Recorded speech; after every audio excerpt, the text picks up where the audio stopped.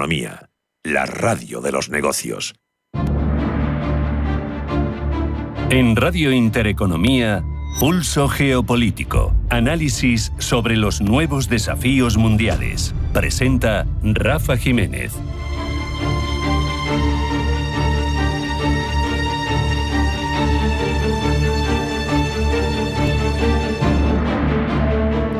Bienvenidos a Pulso Geopolítico de Intereconomía. Europa vuelve a sentir, lo hace desde hace ya 3 años, la sombra del imperialismo con esas acciones de Rusia en Ucrania.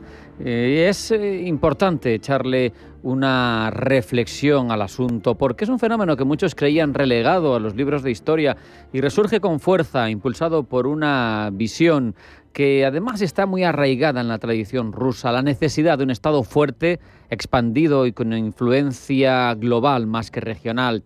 Vladimir Putin, de hecho, está siendo honesto en todo este tiempo, no oculta su nostalgia por el pasado imperial de Rusia o bien, en su caso, de la Unión Soviética, que era la versión de la Rusia que él conoció.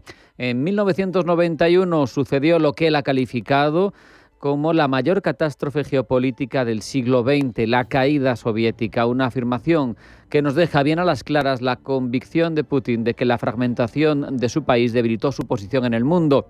Pero realmente, ¿qué significa esta idea en términos prácticos? Nos interesa saber sobre todo hasta dónde está dispuesto a llegar Vladimir Putin para restaurar lo que él considera el lugar legítimo de Rusia en el orden global. El caso es que, como siempre, para entender el presente hay que echar un vistazo al pasado. Rusia, desde sus orígenes, ha sido un Estado expansionista. Desde el periodo de los zares, su política exterior se basó en la conquista de territorios, en la consolidación de su influencia en regiones estratégicas y amplísimas. Durante siglos el Imperio ruso se expandió a costa de sus vecinos, conquistó vastas regiones de Asia, el Cáucaso, Europa del Este. La Unión Soviética llevó, de hecho, esta conquista hasta el país más grande, 22 millones de kilómetros cuadrados, que ahora, sin embargo, lo sabemos, están restringidos a 17, limitados a 17. El colapso soviético supuso esa ruptura de la tradición. Se perdió Ucrania, los países bálticos, Georgia, Kazajistán, eso entre otra serie larga de repúblicas centroasiáticas que dejó a Rusia reducida a sus fronteras históricas más estrechas en siglos. Y esto representa para dirigentes como Putin un golpe no solo político, también con dimensiones culturales y estratégicas. Así que es factible entender la invasión de Ucrania dentro de esa lógica imperial. Putin no solo buscaría controlar un país clave en la historia y en la economía rusa, no solo buscaría alejar a sus enemigos de sus fronteras, sino también sentar un precedente a la hora de redefinir el papel de Rusia en el mundo. De hecho, insisten en su discurso en el argumento de que Ucrania no es un Estado soberano por sí mismo, legítimo, sino que es una parte indisoluble del pueblo ruso que debe ser recuperada, como el Rus de Kiev surgió y es el corazón del pueblo ruso, de la propia Rusia. ¿Y eso dónde está? Pues en el actual territorio de Ucrania. La pregunta que surge es: bien, pongamos que termina el conflicto y que controla toda o una parte de Ucrania, ¿será suficiente para Putin? Sin embargo, parece que Moscú no está dispuesto a aceptar las fronteras de 1991 y está convencido de que su área de influencia es todavía más amplia. Y esto pues pondría sobre la mesa otros objetivos bastante obvios. Por un lado, Bielorrusia, que ya es un estado títere controlado de cierta manera por el Kremlin, pero que bueno, es la Rusia blanca que por razones de ciudadanía y de etnia y de lenguaje pues tendría que estar incorporada a Rusia según esta visión, no lo digo yo. Los estados bálticos, Estonia, Letonia, Lituania, ya fueron parte de la Unión Soviética con importantes minorías rusas, pues serían también un objetivo a destacar, o Moldavia, dentro de ella la región separatista de Transnistria, que tiene ya presencia militar rusa, partes de Polonia y de Rumanía, que históricamente han formado parte de esa esfera de influencia, que es lo que se tiene en cuenta con estos argumentos mencionados en círculos ultranacionalistas rusos como territorios en disputa. Al final de todo esto lo que se deriva es que Putin está intentando decirnos que Rusia no se va a resignar a ser una potencia de segundo orden, por un lado por su historia y por otro incluso por su talla al menos en el arsenal nuclear, ¿no? Es la mayor potencia nuclear del mundo, 6.800 ojivas, y está dispuesta a utilizar la fuerza para recuperar lo que es suyo.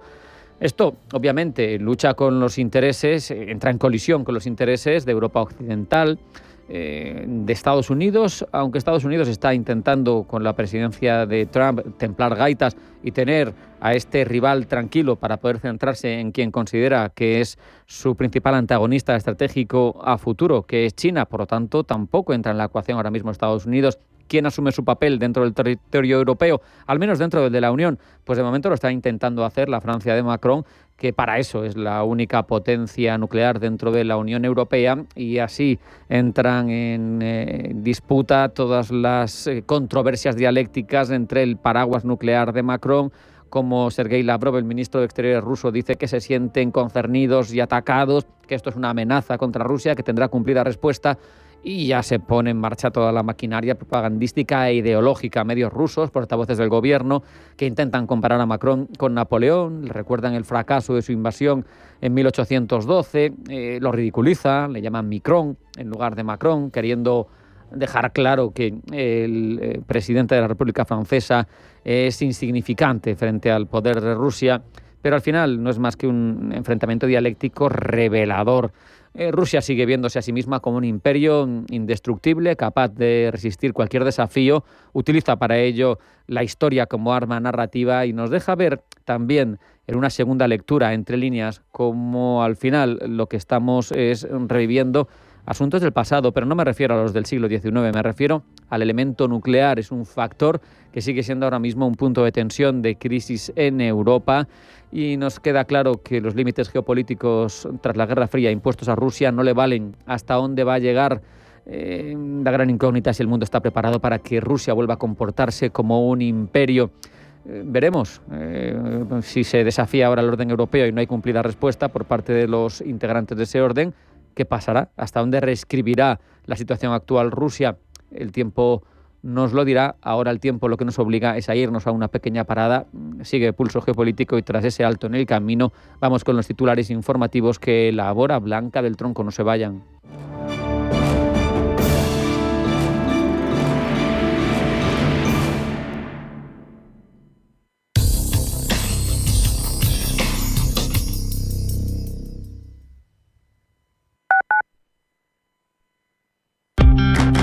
El 15 de junio Las Ventas vivirá una de las grandes citas de la temporada. Corrida de toros in memoriam de Victorino Martín, con los toros de esta ganadería legendaria para Paco Ureña, Emilio de Justo y Borja Jiménez. Compra ya tus entradas en las-ventas.com.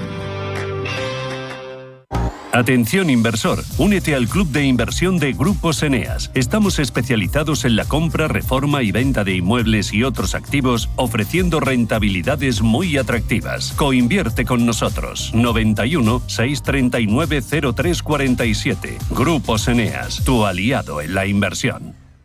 Si una persona sale de un punto A por un camino difícil y otra sale de un punto B por un camino más cómodo, ¿se encontrarán? Acompañamos a personas en situación vulnerable desde la infancia hasta el final de su vida, porque nosotros no creemos en las coincidencias, creemos en las oportunidades. Fundación La Caixa. Solo es progreso si progresamos todos. Si tu pasión es la caza, sueñas con el sonido del río mientras lanzas tu caña, o simplemente disfrutas del campo y la naturaleza, este es tu programa. Caza, pesca y naturaleza. Todos los sábados y domingos de 7 a 8 de la mañana en Radio Intereconomía. Coordina Marcos Ruiz. Los domingos, de 6 a 7 de la tarde, entra derrapando por las ondas de la radio el escuadrón más potente, cargado de la máxima actualidad social, explicada tal cual, como es, sin paños calientes, con rigor y afán de servicio público para todos, sin palos en las ruedas. Los domingos, de 6 a 7 de la tarde, en Radio Intereconomía. Radio Intereconomía, la radio de los negocios para estar bien informado. Eres lo que escuchas.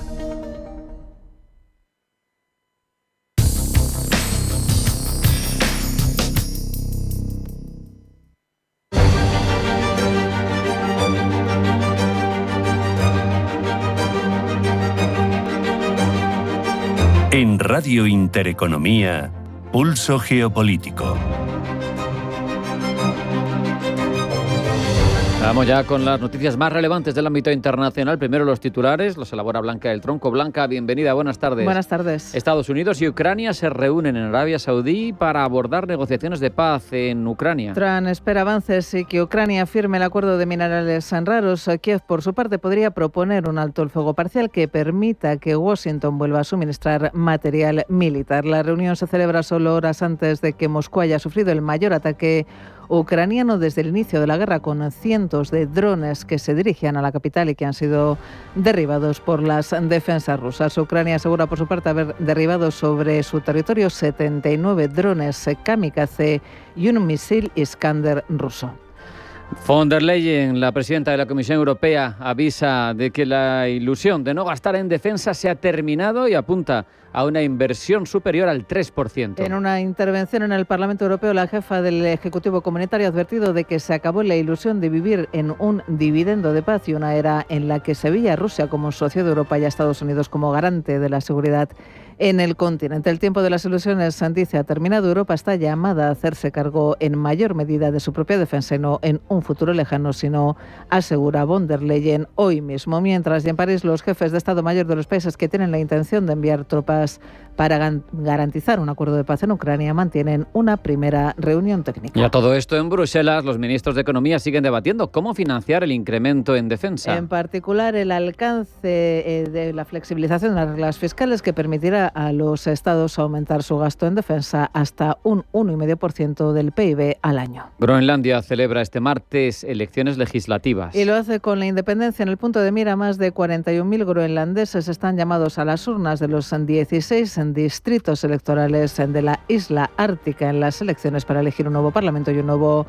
primer ministro. Elecciones que acaparan la atención del mundo tras las pretensiones de Trump por anexionarse de un modo u otro, dijo ante el Congreso estadounidense, la mayor isla del mundo. En Portugal, Montenegro se enfrenta a un voto de confianza en el Parlamento. Voto que a falta de imprevistos está destinado a fracasar por la negativa de los socialistas y la ultraderecha a apoyarlo. Corresponderá, por tanto, al presidente del país, Marcelo Rebelo de Sousa, decidir si convoca o no elecciones anticipadas. Serían las terceras en 3 años. Y detenido en Manila el expresidente filipino Rodrigo Duterte. Detención después de que la Corte Penal Internacional emitiera una orden de arresto acusándolo de crímenes contra la humanidad durante su sangrienta campaña contra las drogas. Las autoridades del país reconocen alrededor de 6.000 muertos como consecuencia de las operaciones puestas en marcha, aunque la cifra, denuncian organizaciones humanitarias, podría ascender a los 30.000.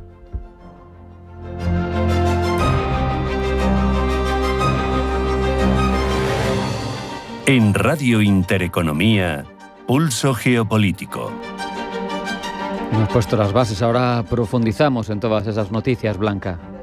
Semanas de escuchar una y otra vez a los líderes europeos insistir en que no puede haber negociaciones de paz sobre la guerra en Ucrania sin Ucrania. Hoy por fin se inician conversaciones formales entre los ministros de Exteriores de Washington y Kiev en Arabia Saudí. De acuerdo a fuentes cercanas al encuentro, la parte ucraniana estaría dispuesta a conseguir un alto el fuego. Pablo Llanoné. De hecho, Kiev ya ha ratificado su propuesta de un cese al fuego aéreo como primer paso hacia una posible tregua con Moscú. Entre otros puntos sobre la mesa también estaría la posibilidad de detener los enfrentamientos en el Mar Negro para permitir un transporte marítimo más seguro. Y de igual modo también se estaría esbozando una posible liberación de prisioneros por parte de ambos bandos. Sea como sea, tanto Zelensky como Trump confían en que las conversaciones sean constructivas y pragmáticas. Ayer el presidente ucraniano fue recibido en la ciudad de Jeddah por el príncipe heredero Mohammed bin Salman. Entre lujos majestáticos y conversaciones proactivas, Arabia Saudí se dejó ver como una plataforma diplomática que, en palabras de Zelensky, es de gran importancia. De hecho, según Zelensky, el príncipe Mohammed bin Salman y él mantuvieron una discusión detallada sobre los pasos y las condiciones que podrían llevar al fin de la guerra y garantizar una paz duradera y confiable. Entre los principales puntos tratados se hizo especial hincapié en la cuestión de la liberación de prisioneros y el regreso de los niños, así así como las formas de garantías de seguridad. Con esto, el líder ucraniano dice que las posiciones de Ucrania en la reunión son totalmente constructivas en busca de una paz que ha ansiado desde el minuto 1 de la guerra, a diferencia, dice, de Rusia, a la que achaca la larga duración del conflicto. Sea como sea, ambas partes tendrán que estar dispuestas, según Marco Rubio, a hacer cosas difíciles para que acabe el conflicto. Esto incluye que Ucrania ceda parte del territorio invadido y que firme el tratado de minerales demandado por Trump.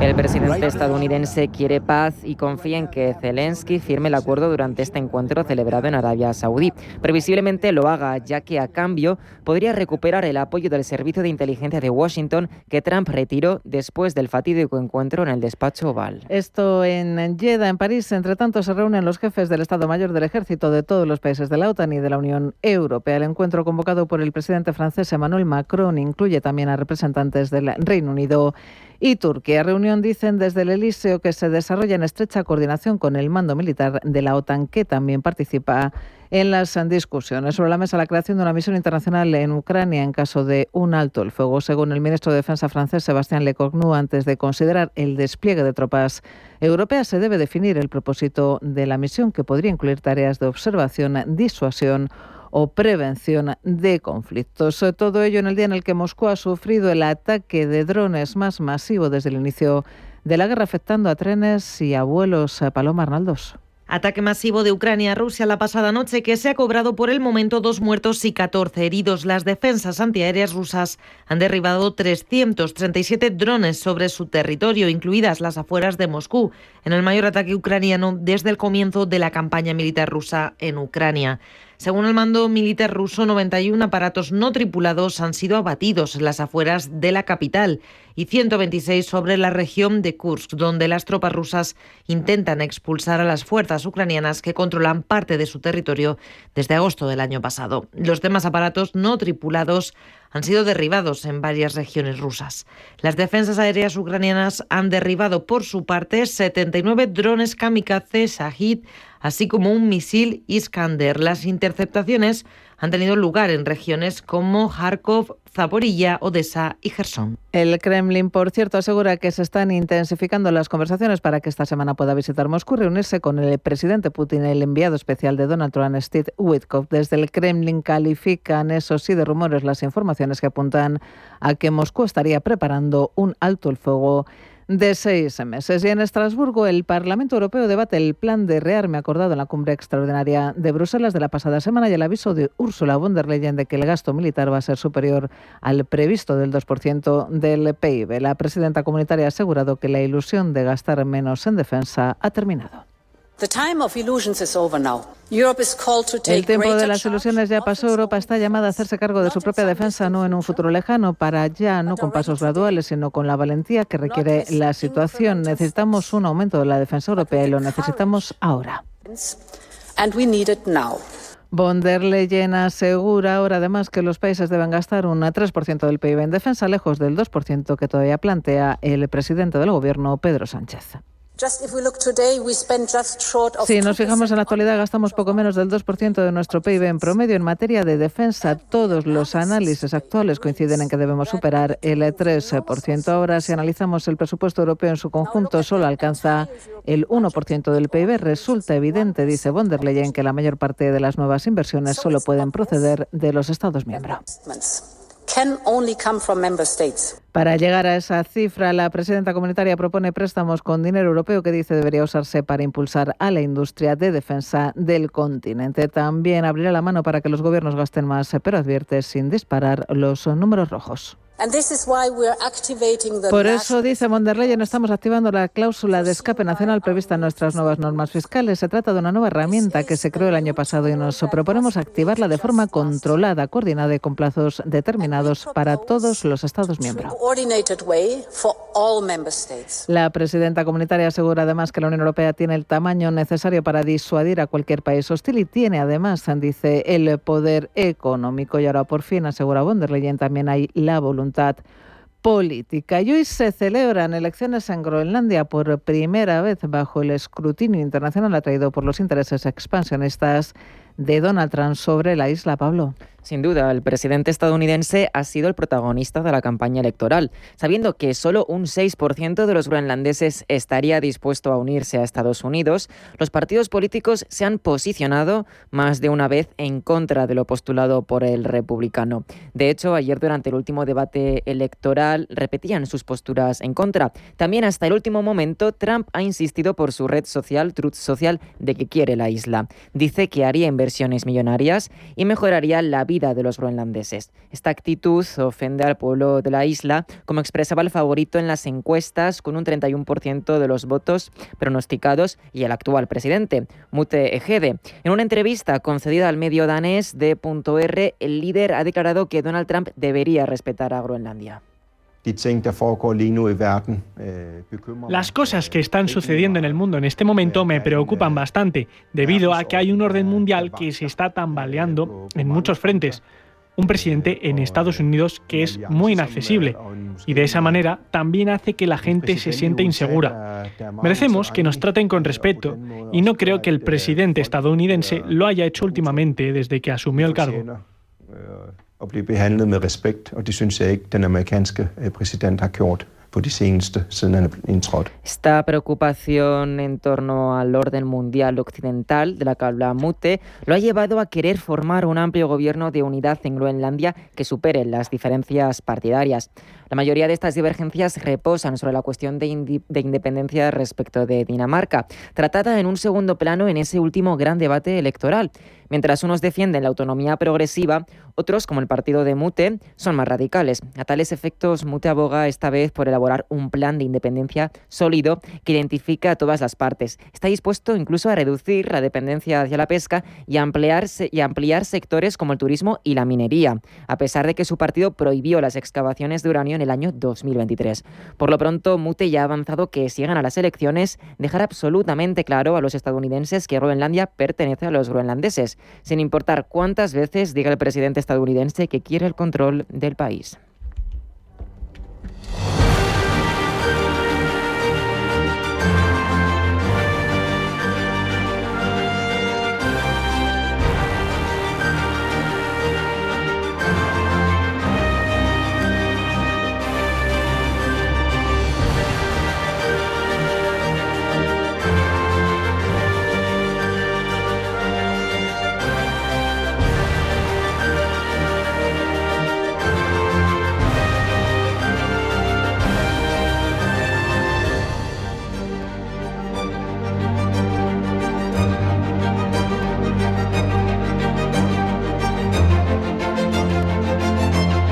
En Radio Intereconomía, Pulso Geopolítico. Presenta Rafa Jiménez.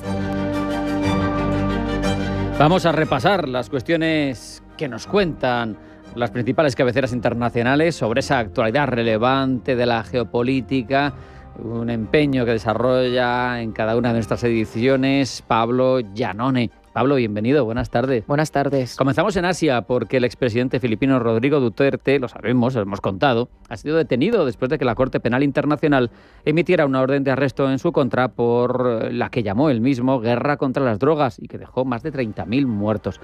Pablo, ¿qué nos cuentan los medios que observan el suceso? Pues desde China, país que guarda una relación tensa, por cierto, con Manila, se habla del suceso de manera neutral. Lo vemos tanto en medios estatales como Global Times, como en medios algo más independientes, como The South China Morning Post. Diferente es la perspectiva occidental, ya que desde Fox News, CNN o BBC se pone más énfasis en la agresión contra los derechos humanos, que es la razón de la orden de arresto emitida por la Corte Penal Internacional. En Siria, los enfrentamientos entre las milicias alawitas pro-Assad y las fuerzas de seguridad del gobierno interino atraen muchas miradas. Ayer se registraron más de 1.300 fallecidos en apenas 4 días, era el balance último, 900 de ellos civiles, alawitas, presuntamente desarmados. Y ante esa situación nos encontramos con 3 perspectivas distintas. La que aboga por la injerencia extranjera, la que es contraria a los rebeldes y la que es contraria al gobierno interino. Empezamos por Estados Unidos. De perspectiva previsible, sobre todo si acudimos a la Fox. El medio conservador se hace eco de que, según el ministro de Exteriores de Grecia, la matanza en Siria muestra la necesidad de que Estados Unidos y Europa vigilen de cerca el régimen islamista. Pero ¿dice esto realmente? Juzguen ustedes mismos. Es de suma importancia que tanto Europa como Estados Unidos estén vigilando de cerca a Siria. Tenemos que animar al nuevo régimen a que se mantenga cerca del derecho internacional. Y es por eso que la comunidad internacional debe proporcionar una asistencia significativa. Y en Siria, los enfrentamientos entre las milicias... No, eso es lo que acabamos de leer, que me despisto.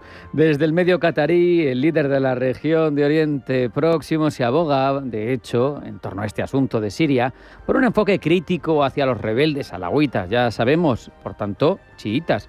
Y como decíamos, en este caso es curioso porque son las principales víctimas de lo sucedido, Pablo. Así es, el medio catarí, líder regional, se refiere a los rebeldes como leales a Assad y hombres armados. Al hablar de las cifras de fallecidos, menciona 800 civiles que han perdido la vida, pero no matiza que son alawitas. El medio confía quizá en que esto se deduzca debido a que las provincias donde han tenido lugar los acontecimientos, principalmente las costeras de Tartus y Latakia, son bastiones alawitas. Y también tenemos que hablar de la visión contraria al gobierno interino. Y en este caso, ¿desde dónde nos llega? Desde bastante lejos, desde la India. Times of India tiene una versión de los hechos que desmonta la narrativa de los dos anteriores y va un paso más allá. El medio centrista se refiere al gobierno interino como los rebeldes que acabaron con el régimen de Assad y se refiere a Assad como el expresidente, lo cual es diferente a cómo se suelen referir los medios occidentales que evitan hablar de presidencia y optan por tiranía. Prosigue de manera crítica Times of India y dice que los rebeldes, que en su día fueron considerados liberadores, hoy están llevando una masacre vengativa contra la comunidad alawita.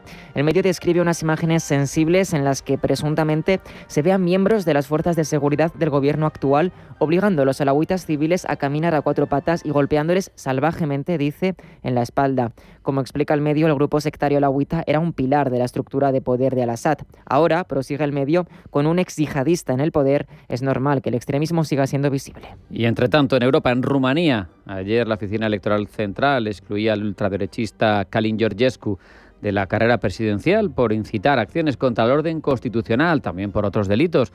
Pues bien, parte de la población ha decidido levantarse contra esta decisión, hay caos en Bucarest y nos llegan distintas visiones de medios cercanos al suceso y que están muy interesados a nivel geopolítico por lo sucedido. Desde el medio pro-Zelensky, Kiev Independent, se informa de que a pesar de que Georgescu, con el apoyo de Rusia, fue excluido de la carrera presidencial, la extrema derecha de Rumanía aún aspira a ganar. Georgescu, quien ha llegado a considerar a Ucrania un estado ficticio, ha dicho que apelará y que el Tribunal Constitucional tendrá la palabra final sobre su expulsión de la carrera. Y mientras desde Russia Today, obviamente pro-Kremlin, la narrativa es mucho más cercana al ex candidato. El medio se hace eco de unas declaraciones de Georgescu en las que condena la violencia producida entre sus partidarios y la policía fuera del edificio de la Comisión Electoral Central. Él insta a sus seguidores a abstenerse de ese tipo de comportamiento y aboga por seguir adelante para alcanzar la paz, la democracia y la libertad.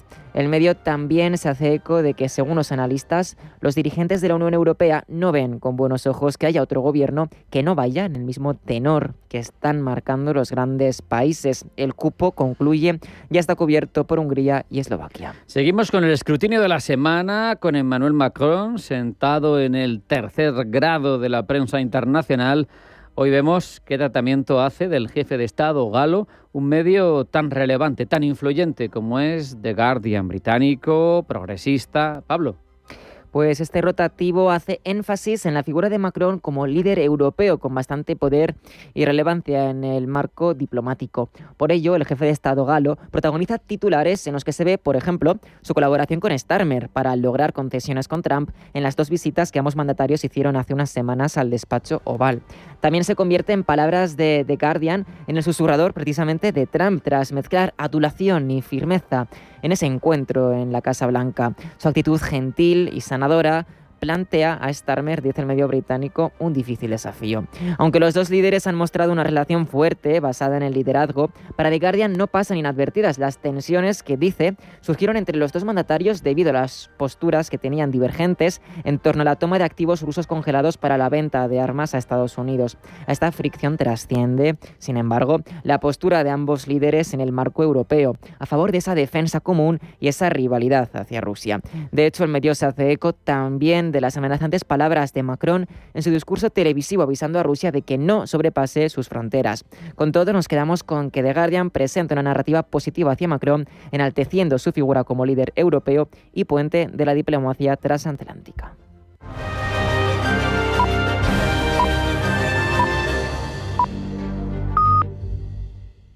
¿Sabías que las empresas con mayor diversidad suelen tener mejores resultados financieros? La estrategia Global Diversity Engagement de Nordea invierte en compañías líderes en diversidad y colabora con las que van por el mismo camino, porque la diversidad importa también en lo financiero. Descubre más en nordea.es.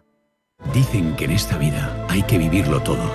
Viajar, bailar, reír y soñar. Atravesar desiertos para llegar más allá. Sentir el arte y sentirte parte. Escuchar el silencio o romper la hora a la hora que tú quieras. Aragón, el lugar para vivirlo todo. Mercado de divisas, la actualidad del euro, el dólar, la libra y todo el mercado Forex.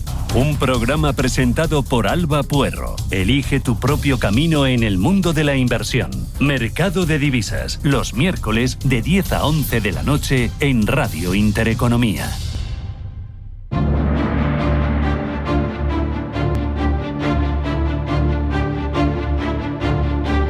En Radio Intereconomía, Pulso Geopolítico.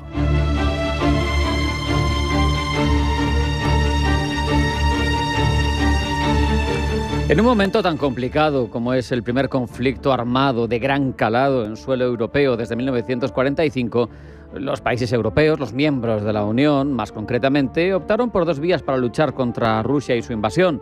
Por un lado, financiar la defensa ucraniana, defensa militar. Por otro, castigar con una multitud de rondas de sanciones y medidas económicas al agresor. Sin embargo, 3 años después, parece que esa apuesta por las sanciones no ha conseguido doblar el brazo de Vladimir Putin. Y por eso nos preguntamos si la apuesta por las sanciones es correcta, si aprendemos a ver para qué sirven o cómo las eluden los sancionados, porque hay mucha tela detrás de todo esto. Por eso, hablamos ya con José María Viñals, director del Máster en Relaciones Internacionales del Instituto de Estudios Bursátiles, del IEB. José María, bienvenido, buenas tardes. Hola, muy buenas tardes. Encantado de saludarte. Un placer tenerte con nosotros y además desde la lejanía te lo agradecemos. Te preguntaría primero, por contextualizar, ¿no?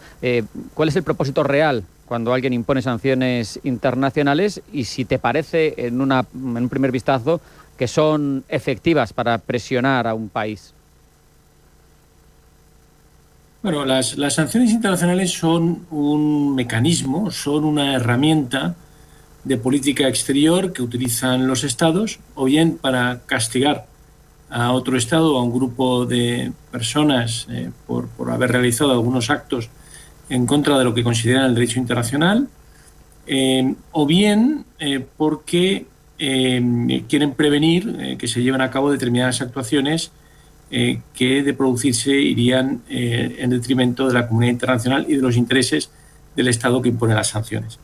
Las sanciones siempre han estado ahí, las sanciones siempre han sido una herramienta que han utilizado los ejércitos y que han utilizado los países. Ya en el asedio de Mesina, ya Arquímedes se quejaba, ¿no?, del embargo y del asedio y de las consecuencias del mismo por los romanos. Si vemos en la historia reciente, en el siglo XX, se han utilizado embargos muy importantes contra determinados países, y ahí tenemos el ejemplo del bloqueo de Cuba por parte de Estados Unidos, que quizá es el embargo más efectivo desde el punto de vista de las sanciones, por esa cercanía, esa proximidad que tiene con Estados Unidos y por la insularidad de Cuba. Por otro lado, Corea del Norte, ¿no?, que sigue teniendo unas sanciones muy importantes y unas sanciones que realmente, de no ser por esa frontera abierta que tiene con China, realmente pues acabarían de ahogar al régimen de Pyongyang. Vemos también países inmensamente ricos, ¿no? En el pasado, como lo fue Persia, ¿no? Que como las sanciones, después de más de 40 años, han conseguido, ¿no? Como lluvia fina, acabar y dañar seriamente a una economía como la economía iraní, que era una economía completamente boyante, con pozos de petróleo, con exportaciones petroleras, y que ahora mismo pues es la sombra de lo que era, ¿no? Lo mismo el caso, por ejemplo, de Venezuela, como esas sanciones secundarias norteamericanas sobre la compañía estatal petrolera y sobre el petróleo venezolano, pues han hecho también que los equipos, los materiales que se utilizan en los pozos, en las extracciones, y en el midstream, en el upstream, en el downstream, pues han sido afectados. Desde el punto de vista militar, las sanciones también son muy efectivas, ¿no? Estamos viendo cómo Rusia pues cada vez más tiene que hacer uso de drones iraníes, o tiene que hacer uso de la fuerza de producción de otros países para poder seguir con esta guerra de desgaste. Vemos también como algunos ejércitos tienen que importar lavadoras, ¿no? Como ya pasó con Irán hace años, para coger los microchips y poder ponerlos en dispositivos que sirvieran, ¿no? para el sector de defensa y para el sector militar. Por lo tanto, las sanciones son una herramienta que es muy efectiva, lo hemos visto, tenemos casos paradigmáticos, tenemos ejemplos de grandes economías como Cuba en los años 40, en los años 50, como Irán en los años 60-70, enormemente ricas que han sido devastadas por las sanciones. En el caso de Rusia es un país enorme, ¿no? Que tiene 11 usos horarios, entonces embargar a Rusia es enormemente complicado. Sin embargo, sí que se ha logrado que Rusia pues tenga mucha más dificultad a la hora de importar determinados bienes, como son bienes de uso militar, como son bienes de doble uso, como son bienes para el desarrollo de su industria, y esto afecta a su capacidad de producción, por ejemplo, de hidrocarburos, ¿no? o del gas. Afecta también a la exportación de ese mismo gas por tubería. Afecta también a lo que es el consumo interno, afecta también a la espiral inflacionaria, afecta también a que sus bancos no puedan realizar negocios internacionales, no estén en el SWIFT, no puedan o les cueste cada vez más cerrar operaciones, ¿no? Sí que es verdad que tienen aliados muy importantes en Centroasia, países que han sido dependientes, ¿no? de Rusia, que ayudan a ese desahogo, ¿no? Y también, por supuesto, tienen a China, ¿no? Que ha sido la gran válvula de escape de Rusia como primer demandante de sus materias primas, y también pues, para que no quedara cercada por el mercado, el tercer mercado del mundo, que es Europa, y por el segundo mercado del mundo, que es Estados Unidos y China. Por lo tanto, se han dado una serie de condicionamientos pues, que han hecho que las sanciones no hayan tenido todo el efecto que se quería desde el primer momento. Y luego también, en el caso concreto de Rusia, hay un efecto boomerang, es decir, la Unión Europea no ha impuesto ni ha sido todo lo beligerante que hubiera podido ser, y que algunas voces han clamado por serlo en las sanciones. Primero, por la dificultad, ¿no? que tiene aunar a 27 Estados miembros, que en el caso concreto de Rusia, por no tener Rusia un programa de sanciones de las Naciones Unidas, se necesita la mayoría unánime de todos y cada uno de los países que integran la Unión Europea. Y en la Unión Europea hemos visto y estamos viendo, ¿no? que hay muchas sensibilidades, y hay países que eran enormemente dependientes de Rusia y que, pues, sobre todo al principio, les costó imponer sanciones duras contra el sector de la energía, que es la principal fuente de abastecimiento y de divisa de la economía rusa. Y luego, por otro lado, el efecto boomerang. Es decir, Rusia era el mayor exportador de gas, había una dependencia energética con respecto a Rusia enorme, que todos hemos visto, casi más del 40% del insumo de energía de la Unión Europea venía de Rusia, y se temía por el efecto boomerang. Y en este sentido, lo que se ha hecho, se ha ido escalonando por paquetes de sanciones. Se han impuesto hasta hoy 16 paquetes desde febrero de 2022, donde pues, se han ido apretando esas sanciones poco a poco. Claro está, no se podían poner todas estas sanciones de golpe porque hubieran tenido un impacto importante en la economía europea. Ahora, con la presidencia polaca, por poner un ejemplo, se quería en los primeros 100 días de la nueva Comisión Europea tener un plan estratégico europeo donde para el 2027 se abandonara cualquier dependencia, cualquier insumo de gas ruso. En este caso, lo único que queda, lo que viene por la tubería del Turk Stream, que viene por Turquía, por el Mediterráneo, que entra por Grecia y que abastece a algunos países bálticos también, sobre todo es el gas natural licuado, cuyas importaciones han crecido, pero porque había que paliar la bajada de ese gas que venía por tubería. Y también se han encontrado otras fuentes, sí que es verdad que más caras para abastecer el mercado europeo, como es el gas de esquiste que viene de Estados Unidos y que nos venden, pero que es más caro. Entonces, el efecto boomerang también ha tenido un efecto muy importante a la hora de planear, a la hora de imponer, a la hora de graduar y a la hora de escalonar las sanciones. Pero siguen siendo una herramienta muy importante, siguen siendo una herramienta coercitiva que es la más importante que tiene en su arsenal cualquier país frente a otro, sobre todo zonas económicas importantes como puede ser Estados Unidos o como puede ser la Unión Europea. Una diferencia importante entre la Unión Europea y Estados Unidos es que Estados Unidos tiene un tipo de sanción que se consideran secundarias o se llaman secundarias y que tienen un claro efecto extraterritorial. Es decir, que sancionan determinados sectores o determinadas empresas o determinados comportamientos con independencia de quién las lleva a cabo. Las sanciones europeas en eso intentan ser lo más alineadas posibles con el derecho internacional, que es que sus sanciones afecten a los ciudadanos europeos, afecten a las empresas europeas y afecten allá donde haya algún nexo europeo. Pero ante la ausencia de nexo europeo no aplican las sanciones europeas. No así en Estados Unidos, que sí que tienen ese elemento diferenciador, ese tipo de sanciones que hacen que sean mucho más temibles y hagan que, por el hecho de tener sanciones secundarias, el resto de países del mundo no quieren hacer operaciones con ese país sancionado. Ese es el ejemplo de Irán, donde la Unión Europea no tiene casi sanciones contra Irán. Pero, sin embargo, Estados Unidos, tras la retirada unilateral por parte de Estados Unidos en la primera administración Trump, sí que decidió reimponer las sanciones secundarias, por ejemplo, en relación con el petróleo iraní. Esto hizo que ninguna compañía europea ningún banco europeo quisieran entrar en operaciones donde hubiera crudo iraní. Por lo tanto, ha sido completamente disuasivo.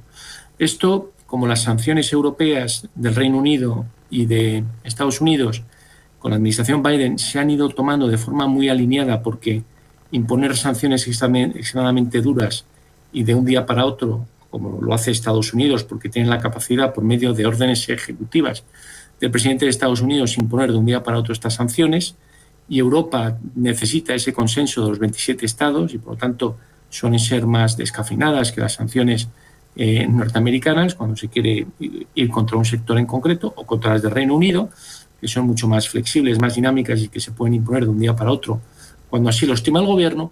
Las sanciones europeas han intentado alinearse con las del Reino Unido y las de Estados Unidos para que Estados Unidos no cogiera la delantera y no afectara o no hubiera un efecto boomerang con respecto a la zona europea.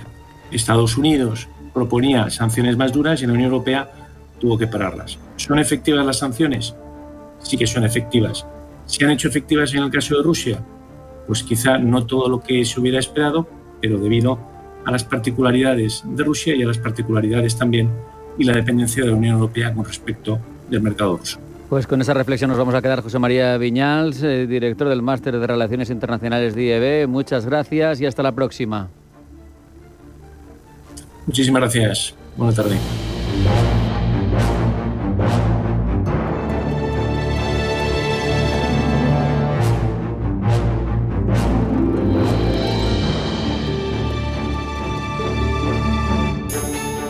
Vladimir Putin es un nostálgico, lo sabemos. Nunca ha ocultado su recuerdo por el pasado y su anhelo por revivir el pasado imperial de Rusia. considera, y es del dominio público, la caída de la Unión Soviética como la mayor catástrofe geopolítica del siglo XX.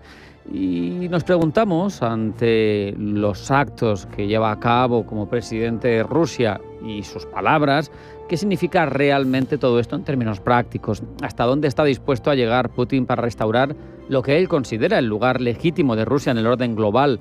Y de todo ello hablamos los próximos minutos con José Ángel López, profesor de Relaciones Internacionales de la Universidad Pontificia Comillas de ICADE. José Ángel, bienvenido, buenas tardes. Hola, buenas tardes. José Ángel, primero te preguntaría, en tu opinión, porque esto al final ninguno estamos en el cerebro de Putin, pero ¿cuál es el verdadero objetivo de Vladimir Putin con la guerra de Ucrania? ¿Solo frenar la expansión de la OTAN, que seguro que también, porque parece obvio por los indicios que hay alrededor de la evolución de la Alianza Atlántica, o un proyecto mayor de reconstrucción imperial?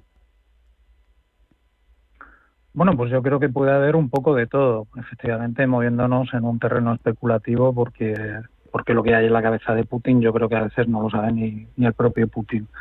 Y depende un poco también de las circunstancias que le vayan acompañando durante la duración de sus respectivos mandatos, bien como presidente de la Federación Rusa o bien como primer ministro.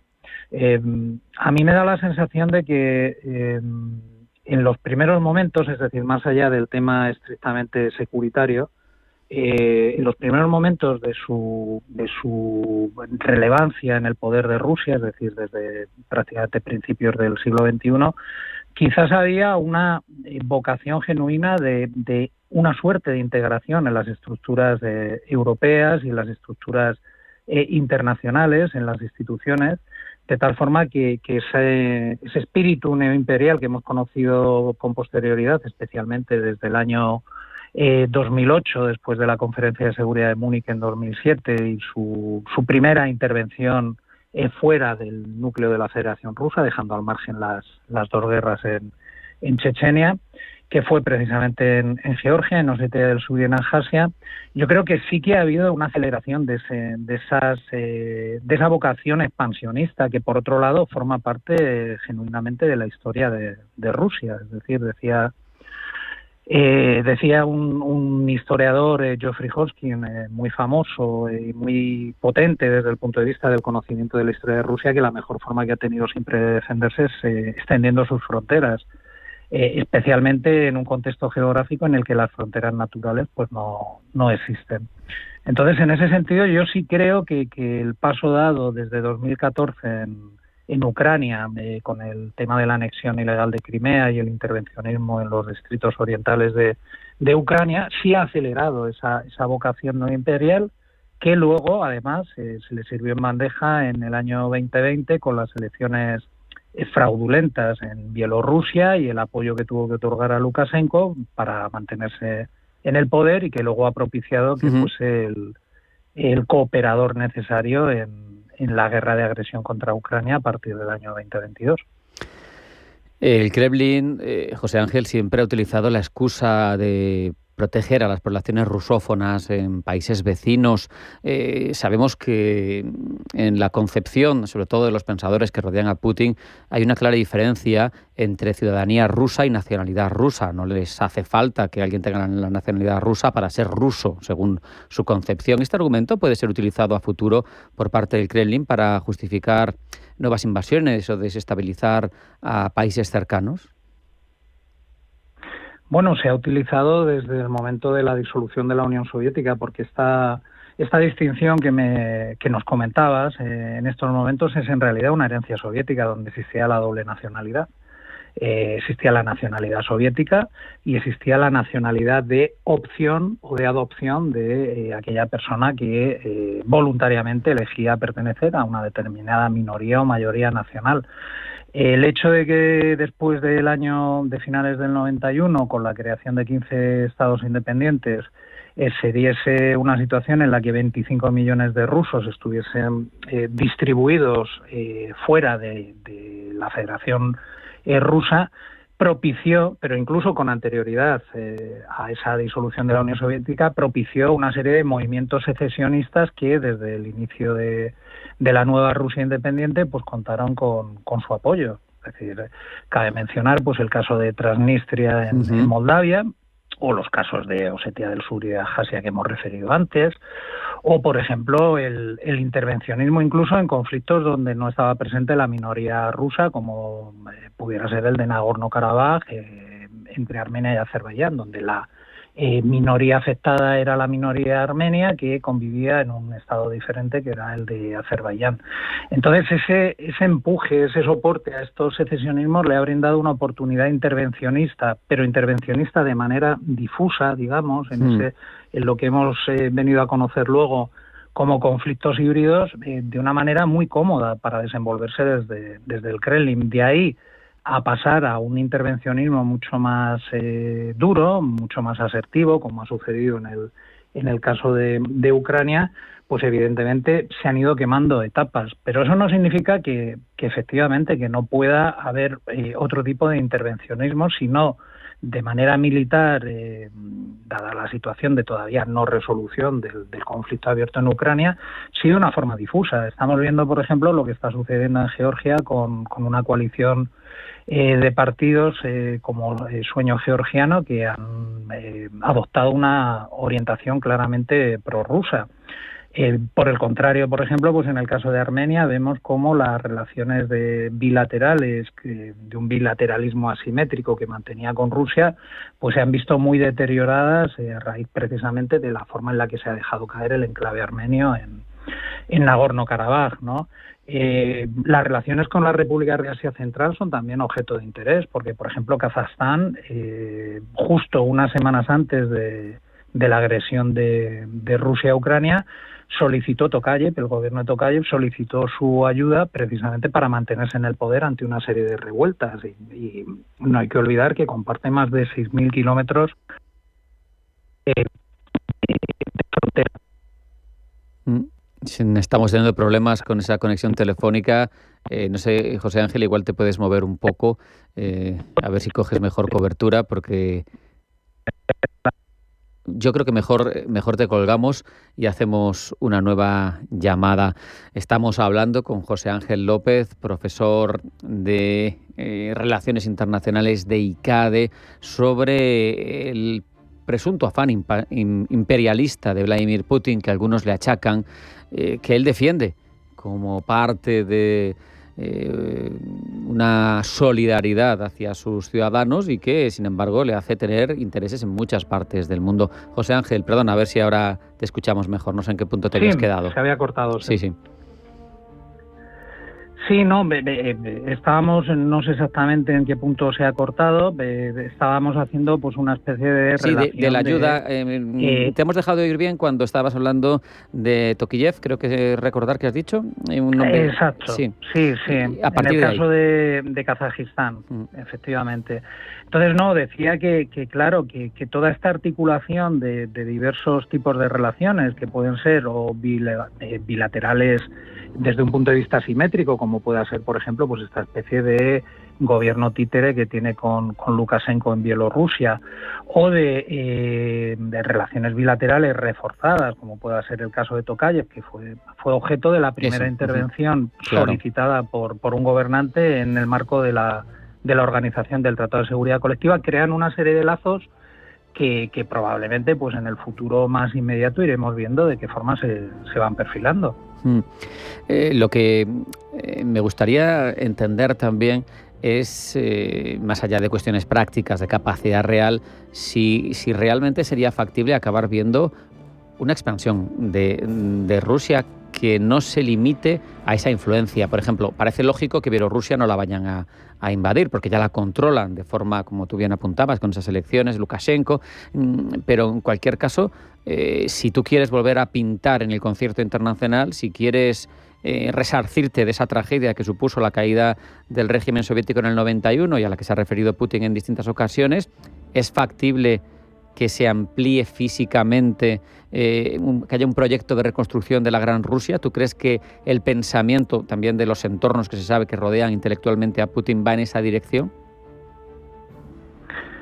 Bueno, se ha hablado mucho sobre la influencia que han tenido, por ejemplo, pues Alexander Dugin o la doctrina del eurasianismo en torno a precisamente esta recreación del proyecto imperial zarista en el caso de la política exterior hacia el extranjero próximo de Putin, ¿no? Yo creo que sobre todo lo que sí existe en el imaginario de control de Putin de ese extranjero próximo es recrear el core, el núcleo genuinamente eslavo de lo que fue la antigua Rusia, es decir, por un lado la propia Rusia, por otro lado Bielorrusia, y el intento parece que fallido, por lo menos de forma global, que lanzó de control completo sobre Ucrania. Más allá de este tipo de posibilidades, claro, se encuentra con determinados problemas. En el Cáucaso, más allá de lo que hemos comentado en el caso georgiano, o estas particulares malas relaciones que ha pasado a tener con Armenia por el problema ya referido de Nagorno-Karabaj, pues hombre, da la sensación de que puede tener problemas, por ejemplo, si esa vis expansionista virase hacia repúblicas como Azerbaiyán, que claramente se ha constituido como una potencia militar, además con el apoyo firme de Turquía, o hacia algunas repúblicas de Asia Central que están siendo objeto de un control difuso ya cada vez mayor por parte de China, fundamentalmente porque muchas de las rutas recreadas tanto de infraestructuras de transportes como energéticas, la nueva ruta de la seda china, por ejemplo, pues van a pasar por estas regiones. Entonces, se hace muy cuesta arriba que más allá de estos estados postsoviéticos, se mirase hacia el norte. Estaba ya hablando de las repúblicas bálticas. Claro que todo el escenario trumpista en el que nos estamos moviendo, en esta aceleración en el desorden internacional, pues podría generar una situación de incertidumbre sobre la seguridad regional en estas repúblicas bálticas, antiguas repúblicas de la Unión Soviética. Habrá que ver qué es lo que pasa con la OTAN, habrá que ver qué es lo que pasa con estos proyectos de constitución de una seguridad regional genuinamente europea por parte de la propia Unión. Es decir, todo esto dibuja un escenario de incertidumbre y de intranquilidad que ya se suma a la intranquilidad propia que tenían las repúblicas bálticas. Es que da la sensación, de hecho, José Ángel, después de escuchar atentamente el escenario que nos has dibujado, de que están un poco encajonados mirando al este, porque tienen un rival tremendo como es China y hay muchos intereses cruzados en la zona, además, por lo tanto, su única salida, si quisieran ampliar, sería hacia el oeste, que además ha sido zona de influencia durante décadas, si no propiedad suya, o sea que en algunos casos propiedad, en otros casos zona de influencia. Por lo tanto, la mirada tendría que echarse al este si realmente tuviera aspiración imperialista, ¿no?, hacia el oeste. Claro, porque lo que pasa es que ahí ya efectivamente nos damos de bruces con las fronteras OTAN y fronteras Unión Europea. No sé, se me ocurre escenarios bastante insospechados en estos momentos, como pudiera ser el control de Polonia o el control de Rumanía, pero claro, estamos asistiendo a escenarios muy complejos precisamente hoy, ¿no? Con la nueva sentencia, el recurso presentado ante el Tribunal Constitucional por Georgescu, ¿no? El candidato presidencial a las elecciones de Rumanía, cuyas elecciones se suspendieron en primera vuelta precisamente por el carácter ideológico de su formación y sobre todo por su orientación claramente prorrusa, hablando de la interferencia en los procesos electorales en este caso de Rumanía por parte de Rusia. Pero lo que sí es cierto es que desde la propia Rusia pues estamos viendo que cada vez está intentando colocar más caballos de Troya. O sea, no hablamos de una anexión territorial en ningún caso, sino de una capacidad de influencia, en este caso sí, efectivamente, hacia la zona de la Unión Europea. Cada vez hay más caballos de Troya con ideologías de extrema derecha o de extrema izquierda que tienen una orientación prorrusa en estados de la propia Unión. Orbán es el modelo a seguir, digamos, por parte de estos líderes, o Fico en el caso de Eslovaquia, o algunos líderes de Centro Europa, de los Países Bajos, o incluso el propio mencionado Georgescu en Rumanía. O sea que yo creo que más bien podría ir en ese sentido un intento de interferir en la proyección futura que pueda tener la Unión Europea y en posibles candidatos a esa adhesión. Estoy pensando, por ejemplo, pues en Serbia. Total. que puedan tener lazos históricos o tradicionales con Rusia y que se puedan intensificar y que desde luego haga la vida bastante más difícil al proyecto futuro de la Unión Europea, que de un control estrictamente territorial que en estos momentos no me cabe en este escenario ya de por sí complejo. Pues con esa reflexión nos quedamos. José Ángel López, profesor de Relaciones Internacionales de ICADE, un verdadero placer, un abrazo, hasta la próxima. Muchas gracias, un abrazo. No hay tiempo para más, sean felices, pasen buena tarde y hasta aquí Pulso Geopolítico en Intereconomía.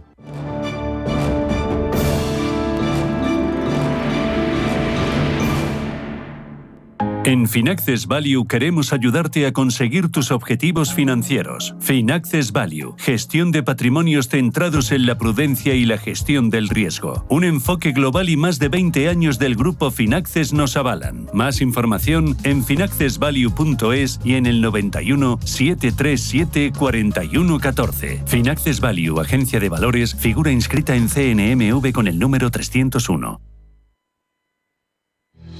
Radio Intereconomía. Información económica con rigor, veracidad y profesionalidad. Nuestros oyentes son lo que escuchan. Estrictos, precisos, honestos, competentes y capacitados. Di que nos escuchas.